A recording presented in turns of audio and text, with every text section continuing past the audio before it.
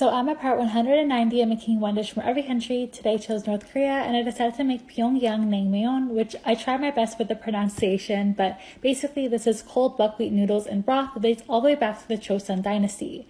It originates from the capital of North Korea and has been a very trendy dish in South Korea for the past years.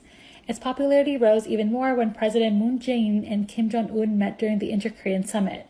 They had this dish for their dinner together, and on the same day, cold noodle shops in Seoul were packed and queued up. Although this is a bit time-consuming to make, it was worth it and such an interesting dish and was really tasty. It's traditionally served with Korean pears, eggs, and cucumber, and I would highly recommend it. This was so good and was such a unique dish to try. So I'm at part 193 of making one dish from every country. Today I chose St. Lucia and I decided to make fry bakes and cocoa tea. So fry bakes can be found throughout the entire Caribbean, and some countries make them in different shapes, but on average the ingredients are all the same. Now, cocoa tea, on the other hand, is also popular throughout the entire Caribbean and was actually my favorite out of the two. It isn't necessarily a tea, but it's full of spices and has a strong chocolate flavor, but it also isn't a hot chocolate. It's traditionally eaten during breakfast times in St. Lucia, and traditionally this is made using cocoa sticks or balls, but I just used cocoa powder instead because it was easier.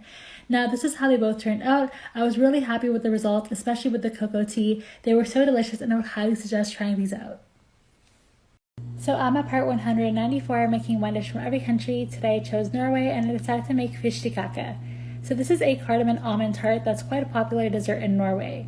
And for many Norwegians, this tart is closely associated with the Christmas season and is said to have originated sometime in the 1860s. It's eaten a lot at special occasions, and it's also known as princess cake or royal cake, and it would be considered an old-fashioned recipe to some Norwegians, but it's still really popular.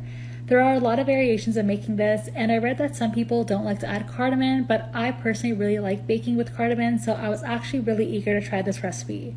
A lot of people also cut out shapes of the dough like I did here, but some people also just make strips like a regular pie, but regardless of how you make it, this is honestly a really easy recipe to follow, and it was really unique.